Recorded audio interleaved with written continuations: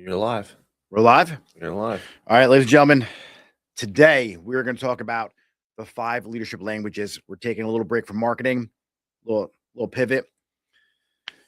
We posted, I think, 2-3 days ago about difficulty in the salon communicating with your team. And unfortunately, for a lot of owners, what I hear in the conversations when I talk to them is that the team doesn't really listen to them. They can't motivate them. They try and motivate them with money. They try and get through to them, but nothing seems to work. And the main problem is because you don't speak their language. And I'm not talking like Portuguese, Spanish, English, Chinese, whatever they speak. I'm talking leadership languages. There was an amazing book written, I don't know, years ago called The 5 Love Languages. And I read that book and it was really insightful, learning how to speak to people, not just your wife or your husband or other people in your life. And then as I became a salon owner, I realized that my language was money. And I would try to motivate my team by giving them more money. And as an owner of a business, more than likely, your language is going to be either money or your second language will be money because you're an entrepreneur. And you got in this because you wanted to make more money. But unfortunately, our team, they may not speak that language. And so when you're trying to motivate them, inspire them, get through to them, they're not hearing what you're saying. And on the flip side, they're trying to articulate to you what they need, but you don't hear them because all you speak is the money language. So we're going to break down the 5 different languages that you should understand if you want to have better communication with your team. So James, Nick, we're live everywhere, right? We're good? we are live All right, everywhere. cool. Yeah.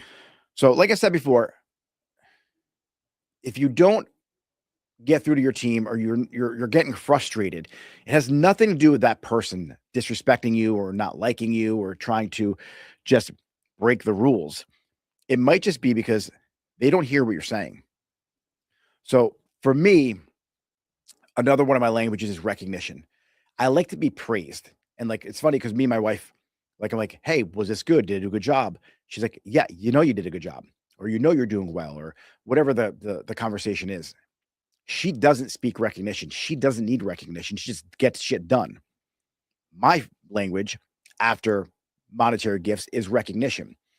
So when it comes to the salon, I kind of like to be told I did a good job. First, obviously, is more money. I like commission. I like to be paid more. I like to be given bonuses.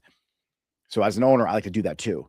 Then my second one is recognition. So my team who speaks that language, they want more commission and they want to be told they did a good job. They love working with me. When it comes to attention, right? That's the second language. Some people just need attention. Like, ever have that stylist just always needy? They're always asking you questions. They're always like just needing attention. They're just really needy. A lot of times they're the most loyal, but they're also the most frustrating. And you're like, oh my God, just get away from me. Like a little kid sometimes, right? When they're not pulling on your pants, they're nagging you, mommy, mommy, mommy, or daddy, daddy, daddy. That's because they just want to feel value. They want to feel like they matter. They just need some focus time from you. And it's, as an owner, like your attention is spread so thin as it is. These people, for an owner, is usually the hardest to deal with because they want the most valuable resource, which is your time and attention. That's why it's good to have a manager in place to give that time and attention to those types of people.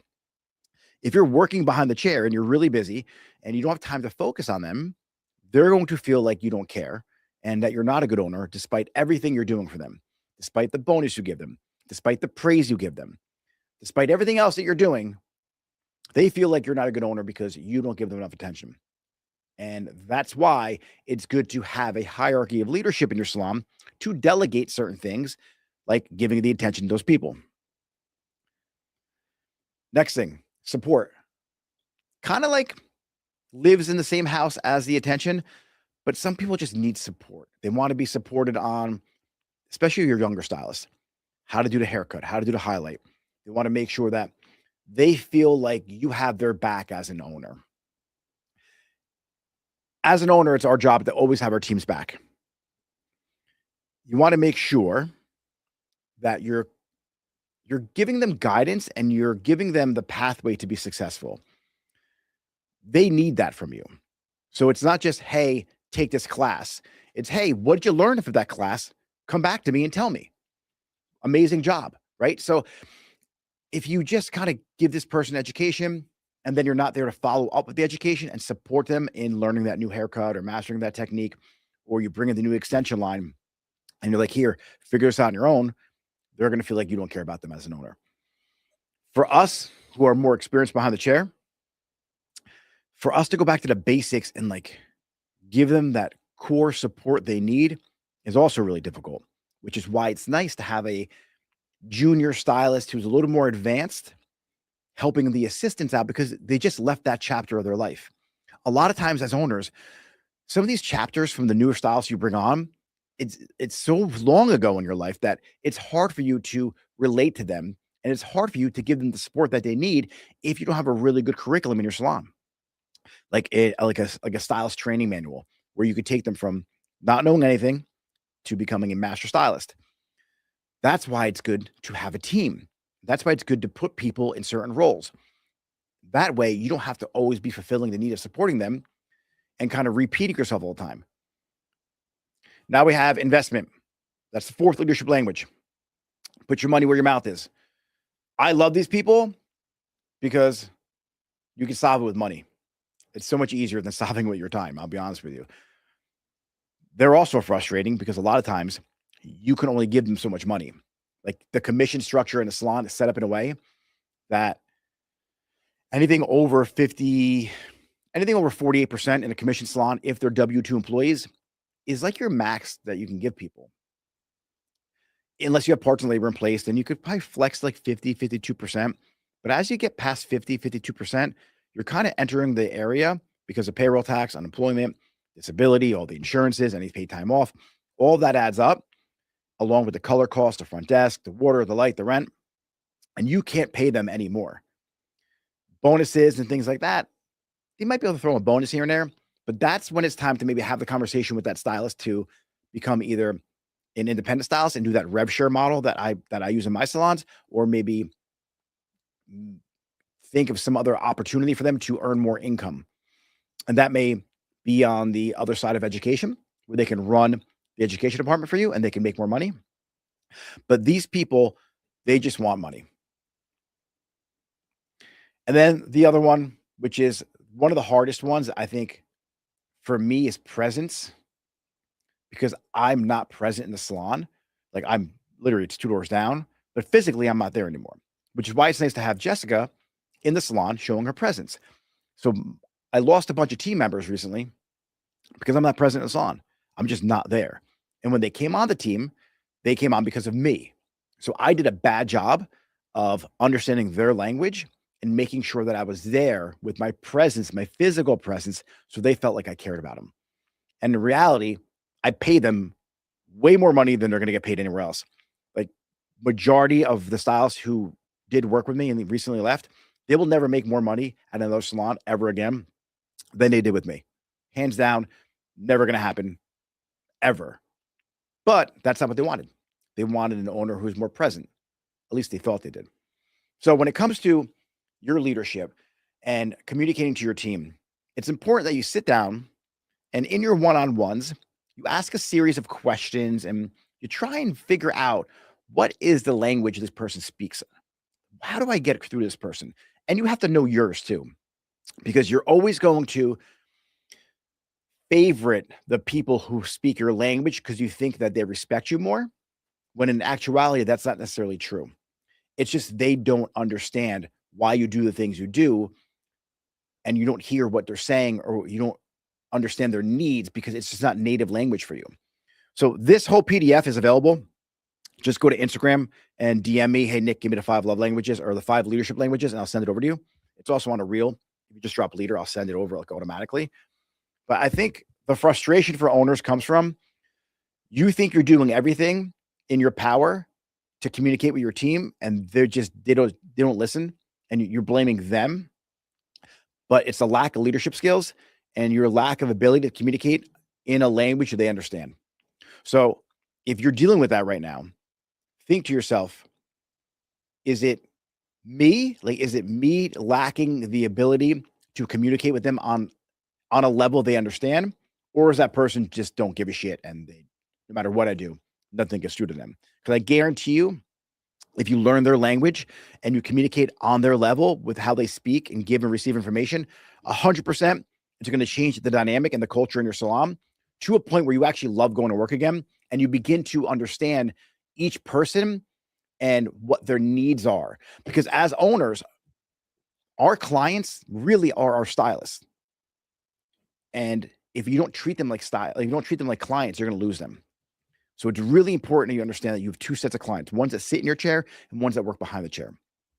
And just like you master the art of consultation. So when your client says, oh, I want warm highlights, and you're like, okay, Cindy, show me what warm highlights are in this picture. Actually, those are pretty ashy. Those are cool highlights. You're like, oh, I thought they were warm. Your team, when they're asking for things, you have to read between the lines. What are they really asking for?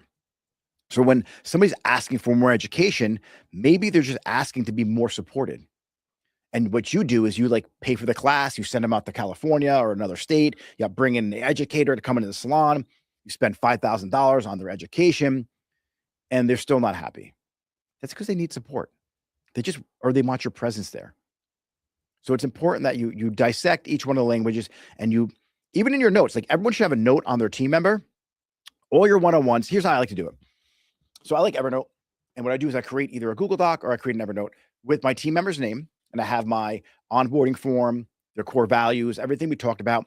Every single meeting also is inside of that notebook in Evernote. Attached to that is any life goals they have, any experiences they want to have. And then next to that is also their leadership language. So I know exactly how to speak to that person when I have to interact with them. And it becomes second nature after a while. You know, like what you have to say to somebody in order to get the best out of them. And that's your job as a leader, to lead people the way they need to be led and make sure you bring out the best in each individual on your team. This way, collectively, when you have a team of 10 people all functioning at a high level, you as the owner don't have to do much. It's like, think of an orchestra and a conductor, and the whole band's in front of him. There's like 50, 60 instruments. He's not playing not one of them, but he's controlling all of them. Beautiful music happens because of him or her. So you as an owner, that's like your role. You're the conductor and you're creating beautiful music in your salon. But if you give the sign for the brass section to do what the drums do, they're not going to know what to do. So it's important that you understand what each instrument, what each person in your salon, how they speak, how they give information, how they receive information, so you could make a beautiful business. So that's my analogy. So James, we're going to bust out with some Q&A. Okay. I want to get you guys any questions you have. I wanted to make this a quick one today, and I wanted to just get your frustrations you have right now live answered. So if you're dealing with a leadership problem in your salon, you think might not be a lack of communication because you're communicating anything and everything you can to get through to that person, but yet nothing gets through to that person, it might be a language problem. You're not speaking their language. So drop a question if you have one. I'd love to help you answer it and unpack it. We have Stylists, Jesse Cam. What if someone's language is investment, but you literally can't afford to send them to education right now? Okay, great. What can you create in your salon where they can bring in more revenue and almost gamify it, where the investment's being made from the work that they're doing? So you're thinking about this as like, how do I do this? Right? Because you're the owner. Like, how do I have them also help me have them make more money?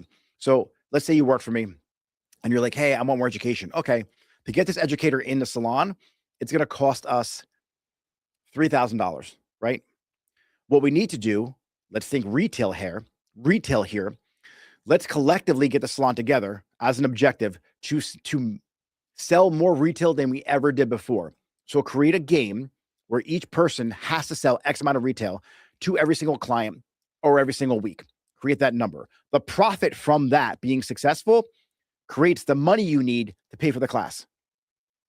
So instead of you trying to figure out, oh, I got to pay for the class, let's figure out a way to use our business, one of the tools we have that generates income for us, maximize the amount of revenue coming from that particular area, and then use the profits from that to pay for the thing that you need to speak that person's language. So if you're not selling 20% of your service sales in retail, you're doing something wrong. There's no reason why somebody has to walk out of your salon or should walk out of your salon without buying a product, unless they were there like a week ago and they bought the product. So every other visit, at least they should be buying something, because they're buying something anyway. They're ordering it online. If you don't have an online store, it's a whole different conversation, but they're ordering products online. They're leaving your salon to go to Ulta, leaving your salon to go somewhere else like Sephora or Blue Mercury, or ordering it online. Why not your salon? So if you wanted to fix that problem, that's what I would do. I would tie the class to a financial goal for that person because they speak that language. And then they're going to be driven to hit that goal or that target because they speak that language. And then you'll have the money magically appear for you. James, my lips are so chapped. We have Cuts by Kells. I have a stylist who I know wants more attention, but I have 12 people on my team. How do I scale this? Managers. This is another who, not how. So as owners, you're always saying, how do I do this? That was a beautiful question. It's not how you do it. Don't mind my chapstick. My lips are shot right now.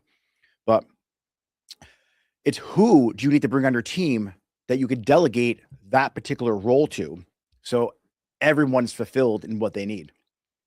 I don't know, like a team of 12, you should have an assistant manager or a manager or somebody you delegate things to.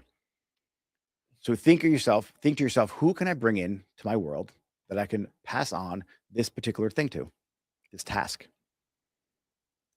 That way it relieves you. Because as an owner, you're not meant to do everything. Owners are meant to spend time and spend maker time. So there's two types of time that you're going to have on your calendar: maker time or manager time. Now, as an owner, we're the visionary. We should spend most of our business time, like day to day, in maker time. Like a lot of times, I'm just creating stuff. I'm creating lesson plans. I'm researching information, researching social media. How do I become a better creator? How do I get like all that stuff? I'm not doing admin work. I'm not crunching like numbers. I pay people for that. I have other people fulfilling that role. People who love doing that particular task. If I was a maker, if I was a manager all the time, I would get nothing done to get me closer to my vision. And the problem is when you are a leader and you have so many people and you spend a lot of your time in manager time, you're so exhausted mentally, like you have no bandwidth left to actually fulfill the obligation you need to fulfill to your business and really accomplish that mission, because you're so shot. And then you sit down and you're like, I have nothing. Like I got to create the whatever content strategy for my team. You just can't do it because you're so shot out from trying to fulfill every role. You're not meant to wear every hat. You're meant to make sure you delegate almost every task in the salon and then inspect what you expect. So you have clear expectations of what needs to get done. And then you're there to check in on everybody. What a lot of owners do, why they fail with this whole management thing and putting people in putting people in leadership positions, is the fact that they don't inspect what they expect. They don't give a clear definition of done, and then they just delegate the task, and there's really no kind of instruction to that person. Then it comes back to them, and they're like, "Well, this sucked. No one can do it like I do it." 80% done by somebody else is 100% awesome. I promise you. But here's a quick little thing that I do. It's called the 10-80-10 rule. Got it from Dan Martell. Love him. He's amazing. 10% of the project you do with them. 80% of the project they do on their own. The final 10%, you inspect what you expect. You make sure it was done the right way. Any critique you have to give, you give them. Any praise you have to give them, you give them.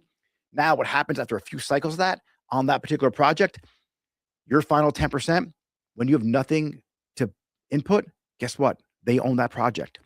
You don't let them like just do it on their own and never check it out again.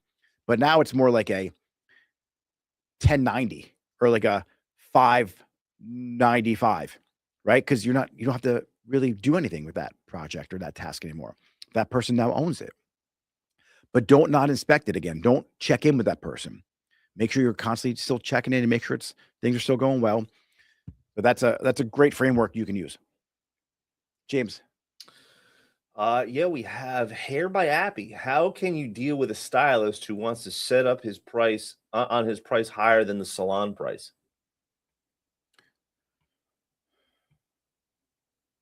Okay, that's a beautiful question. Is he worth it?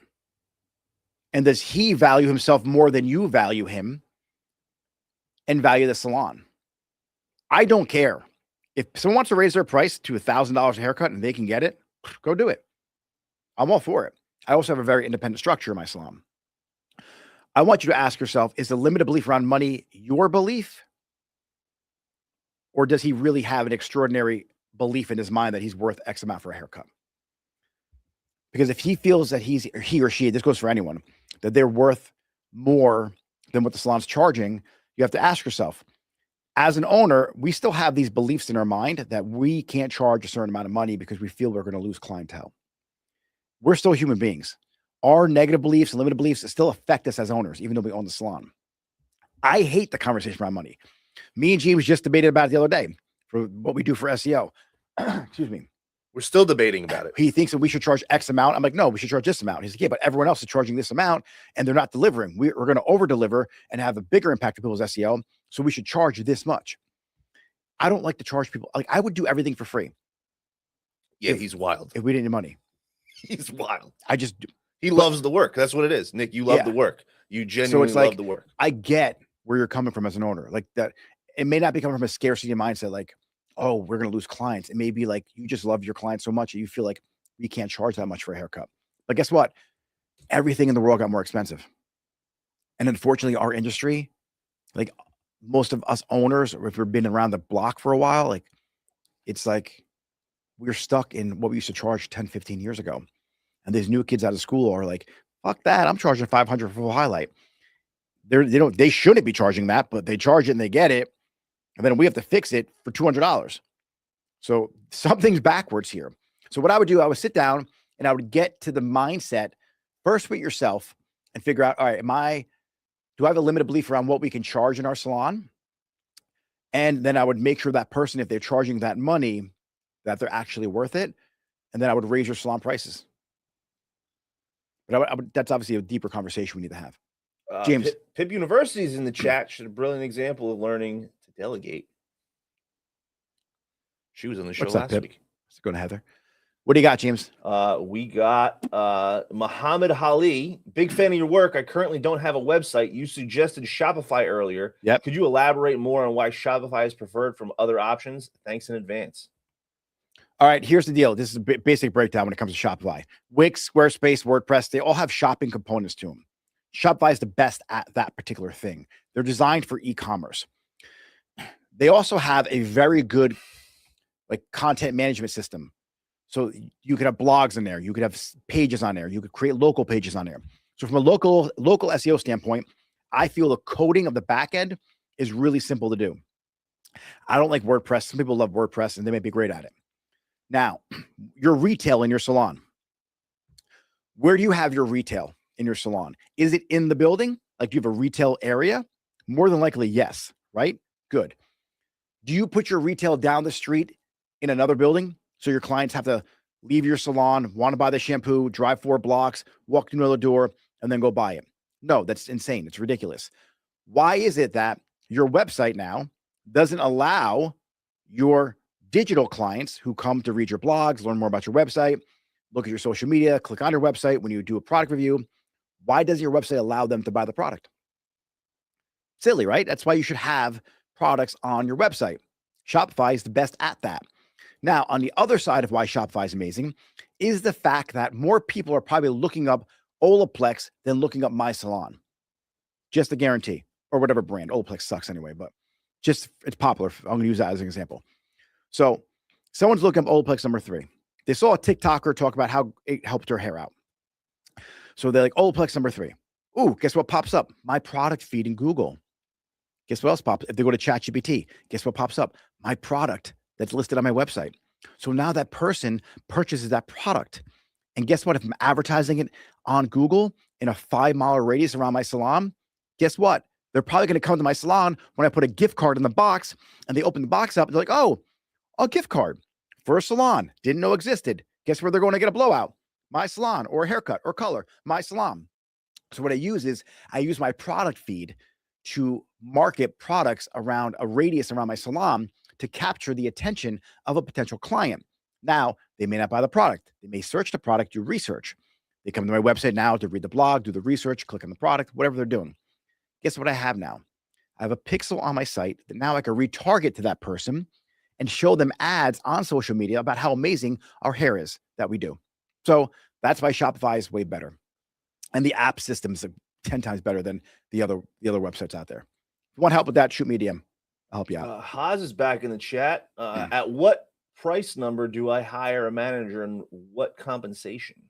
All right. When it comes to management, I like to tie the manager to a decent hourly wage or a salary, something that is respectable, but then tie what they really want to make to their efforts, like a bonus structure. So I'll pay you this with the ability that if you drive in this much more revenue for the salon, you can make this and make that number greater than what they're really asking for. So you want to give them the potential and the ability to actually make more money than what they're asking for based on the results they're providing for the salon. Every single person in the salon or the business needs to provide some kind of money for their role. Front desk should be DMing people, getting people to book appointments through Instagram and whatever platform you're on social. Your assistants should be talking about the great mask that's in the back and the product they're using at the shampoo bowl. Your stylist should be selling products, get people to rebook. Every single person serves a role to drive revenue for the salon. And when you make everyone a part of that, it becomes the culture and how you operate. Money is not a problem because each person kind of pays their way. So my assistants, they need to do blowouts. Like they have to be proficient in blowing out hair because it's the lowest hanging fruit that you can pass somebody on to. Someone comes in for a color, they're running late, they showed up 15, 20 minutes late. Now you don't have time for that blowout. Guess what? The assistant can blow them out. And guess what happens next time? They can blow them out again. That time slot in your book now is not being wasted on a $45 or $55 blowout. It's there for a partial highlight or a color. Now that assistant, I'm paying $15, $20 an hour to whatever you guys pay. If they do 4 blowouts a day at $40 each, that's $160. If I pay them $100 a day, I'm making $60. You have to make sure that every role has the ability to provide revenue for your salon, not just sit there and scroll on TikTok at your front desk. Your managers just sit there and try and manage. No, your managers have to actively provide value to your salon, even if it's in the form of just seeing what you're not seeing because you're behind the chair, so they can make the minor adjustments for you or be in your ear telling you what you're missing so you can make the changes to drive more revenue for the salon and be more profitable. Westwood, at what part of the service would you recommend sharing with the client that the gift certificates have become available for purchase? What we do, honestly, is we have it's called the retention playbook, referral retention playbook. I have these cards that I created. They're envelopes. The grand prize is $1,000, $500, and there's a winner in every side. A winner in every envelope, inside the envelope. They have to open it in the salon within 8 weeks or 6 weeks, whatever you want to put on there. And inside of that, one of the prizes could be also a gift certificate or a blowout, whatever that is. When that happens, you can let them know, hey, is there any gift cards you might want to give to a friend of yours that you could give these envelopes to them? Then the conversation happens effortlessly. So it's like they get one anyway for being a new client or for coming in for the next visit. And then at that time, you talk about the gift cards. But your front desk should also have that. You should have some kind of verbiage on there. Like, hey, spend $50 or spend $100 on a gift card, get a $20 gift card for free. Like have those things set up that they can read it. That also goes in your email. Like when you send emails out to people, like have that at the bottom or any kind of communication that you're doing. But if you have verbiage in the salon, like on a sign somewhere, it makes it easier for the conversation to happen. Like have a sign up there that says, ask me how to get $20 today for free. And so what you can do is when they spend $100 on a gift card, they get a $20 gift card for their next visit. But they have to rebook it right then and there. Those are like little strategies. We go really deep into that in the Level Up Academy, especially with gift cards and referrals. Guys, here's a quick little tidbit of information because you're listening right now. You think you're going to be rich after December because everyone comes in to buy gift cards. You're not. Those gift cards are going to get spent. Someone's going to come in and redeem that money. If you have that money in your bank account and you spend it, guess what? Come February and March, you're not going to have the money in your account to pay your commission. This is how people get screwed up. So I'm glad you brought up gift cards right now. Completely off topic of what we're speaking about today, but the gift cards, put them in a separate bank account. So you have the money in there when they get redeemed. I promise you, it will change your life in a couple months from now, because all you guys think you're rich because everyone buys gift cards. And then come January, February, you're like, holy shit, where's the money at? Well, you spent it last month. Don't do that. All right, James. We have Samantha Styles. Can someone's love language change over time, or do you think it's pretty fixed? I think it's pretty fixed, honestly. I think that as people mature, though, and they realize that they can't pay for a mortgage on freedom and love and attention, they're going to want money. So as people like mature in the responsibilities they have in life, they do change a little bit, but it becomes their second language.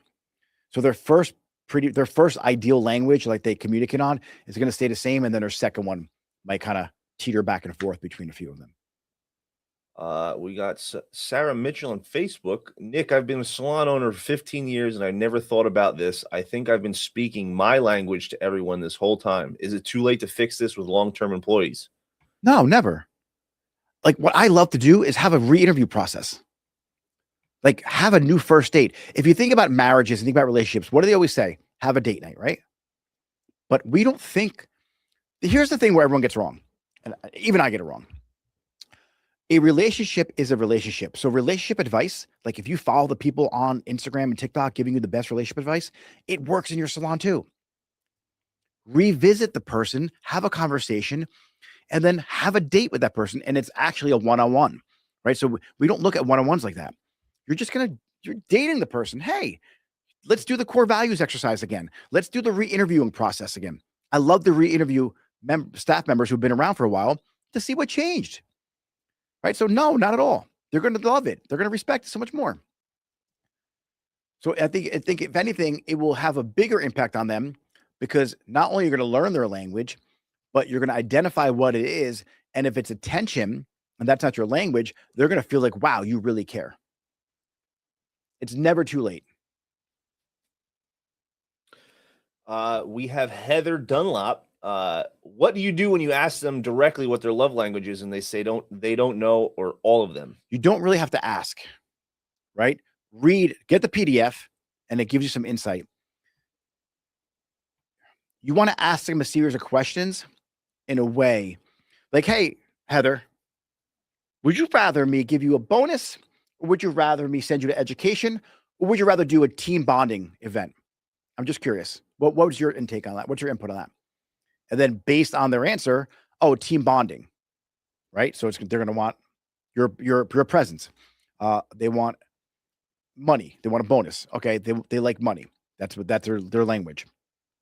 Then you're like, hey, would you rather get an award for, like, would you rather this trophy or this award for like getting the most reviews, or would you rather a gift card for the restaurant down the street? Oh, that's awesome, that award. I would love that. Some people just want recognition, right? As crazy as that sounds. So you get to ask them a series of questions that would reveal their language. Don't ask them directly what their language is, because no one has any idea. Behind the chair biz. What about front desk staff? Same 5 languages apply? Same 5. Yeah. And guys, you could tweak the words a little bit that I used in the PDF. Like if it's presence, like, well, presence is presence, but I put like investment, that's money. Like make it make sense to you. Like change the verbiage if it doesn't align with how you speak, like physically speak, like English or whatever language you speak. But the languages are going to be the same. These 5 are pretty set in stone. Nick, would you say that there is a common language you see between high performers versus average performers? Yeah, honestly, money. People perform higher because of money. And then also, I can't say that. It's tough. I would say if the most consistent language being spoken by people who are high performers is money, because that's what drives them. Like, I don't mind working 12 hours a day, being booked nonstop, because I'm going to make more money at the end of the day. It's just, that's what we do. We're animals. We like to work. The colorist mindset. Do you think clients have love languages too? And can you use this for client retention? 1000% you can. That's such a beautiful question. Such a beautiful question. Like when you have clients who need your presence and you're trying to grow as a stylist and you don't want to apply color anymore, right? You don't want to apply single processes or you want to do blowouts. So you pass them off to your assistant. Well, presence is needed. You need to make sure you train that person and do the service with your assistant for a while so you're still present.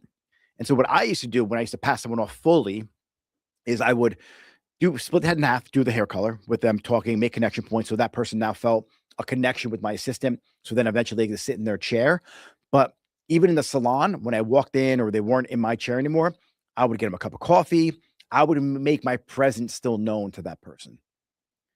So it 100% also works with your clients too. Great question. As a suite owner with renters, should I even bother with this, or is it not my place? Listen, they're your clients too. Like they rent your space. You want to check in with them to make sure that they're good. When it comes to like the money aspect, if you have a really good renter, this is a great question. Some of the languages truly matter when you have renters because they're going to leave and feel like you don't care about them. All you want is money. They don't ever come in our suite. They don't keep it clean. Like there's certain things that apply. And when it comes to the people who like have speak money, they want to see that you're upkeeping the space, right? That you're reinvesting, it's clean, things like that. So the languages tweak a little bit, but they're still very relevant for you because if they leave, do you make any money? No. So you have to find a way to make those connections with them to make sure they feel heard and seen, that they stay around and rent that suite for a long time. Or the chair. James, we're going to wrap it up. We have 2 more questions we'll go through. And then Studio Lux Hair. I have someone who complains about literally everything, but when I fix it, she finds something new. Support language or just negative? Ooh. That's a really good question. Some people just love the bitch, but you have to find out. This is like deeper than just this conversation. There may be something going on at home where she's not being heard either, and she's taking the frustrations out on your salon. So she may not act. You may think that she wants these changes to happen when really she doesn't. She just wants you to say, hey, you did a good job. So she's acting out in a way where you think that this person needs all these changes when really what they want is some praise. Hey, Jen, I think you're doing an amazing job. Like I know you want us to get the new color line, but you're so fucking awesome. Like with this bleach, like you should call that company and see if they need educators. Cause I think what you do with that color line is phenomenal. And then all of a sudden they're like, really? You think so? Yeah, I think that you're dynamite. I think actually you should be an educator for that line. Now it's like, I'm going to make any changes. I just gave her the praise she needed and we're off to the races here. So it's very difficult to be an owner. No one understands like what's like truly entailed in dealing with 50 different personalities or 20 personalities or even 5 personalities in your salon. Then you got to go home and deal with the personalities of people in your family. And then you got to deal with your own personality. Then you got to deal with all kinds of other things and issues that go on in people's lives as the owner. So it's not just about producing a good quality haircut or color service. It's about producing good quality people, communicating in a way that they truly understand to bring out the best in those people so you can service the community and become the best salon that does that. And so there's so many layers to owning a salon. That's why people who have these other programs that don't own salons can't really deliver the best and pull the best out of people because it's just theory. The reason why I can answer questions like this is because I've been through it and I've done it so many times, and I've had people leave my salon, and I've had people say they love me, and I've had people that said they wanted one thing, and I blew out the whole back of my salon and did construction only for them to leave 2 months later because I wasn't speaking their language. I thought they wanted money. I thought they wanted me to redo the salon. They just wanted me there more. So these languages will really help you out. All right, ladies and gentlemen, thanks for tuning in. If you're on YouTube right now, make sure you click subscribe. On Instagram, you have any questions, you need help, shoot me a message. I'm at Nick Mirabella, obviously, because you're watching my live. Facebook, the party's over on Instagram, and I don't go live on TikTok. I don't think we can yet. James, can we go live on TikTok yet? No, only from the phone. There's no. All right, might have to do it for my phone next time. But I'll see you guys tomorrow. Thanks for watching. And this will be up on YouTube if you're watching the end of the live to catch the whole thing. See you later. Have a good day.